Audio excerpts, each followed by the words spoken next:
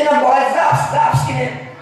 اینا خلاقت زنهاتونه کلیناتونه دختراتونه توصیه کنیم وقتی که حواله جوندن همین سرود خوانن انشاءالله خلاقت الله سبحانه و تعالی فرزندی خوب فرزندی صالح خلاقت چی میکنه تربیت میکنه. بینید شاعر چی میگه این الله در اصل الله هست عزیزانی من. این الله نیست الله هست. همون یه شگرفته پرداختن سبب ما از اسلام دور شدنمون عقل موندنمون این کلمه رو تغییرات دادیم و الله مونده میشه رفتیم لیکن در اصل چی هست الله هست. و یکی مادر چی خوانه بسم الله الرحمن الرحیم الله الله الله جانم الله کلام شوی چرخان شوی خواننده قرآن شوی الله الله الله جانم الله جوینده ایمان شوی دستیاری مردمان شوی الله الله الله جانم الله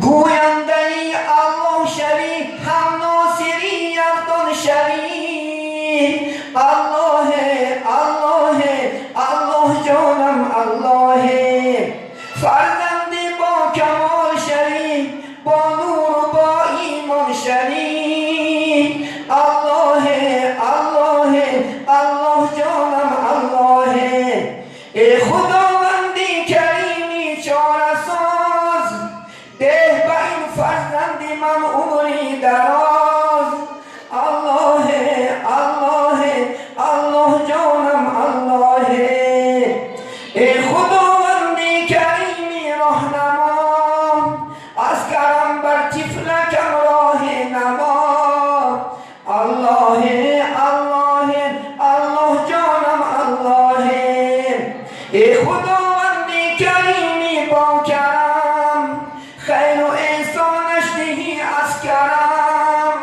الله الله الله جانم الله ای خداوندی هر دو عالم ای خدای مهربان تو نگهدار طفلکم را در امان الله الله الله جانم الله کلام شوی چرخان شوی خواننده قرآن شوی کلام شوی چرخان شوی خواننده قرآن شوی الله الله الله جانم الله.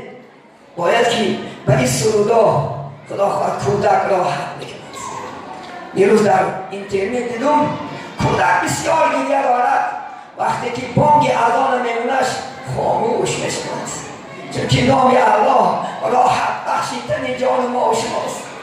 وقتی که ما الله میگیم انشاءالله قلب ما در لرزه میآید. نام الله میگیم دل انسان گم میزند برای چی؟ چون که آفریدگار ما هستند و ما را آفرید از یک قطره آبی حرام. بینید اصلا دست یک قطره منی با چی ها میکنید تو منی ای مردم اصلا یک قطره آب است با چی نمندنی میکنید چی نکلانی میکنید تو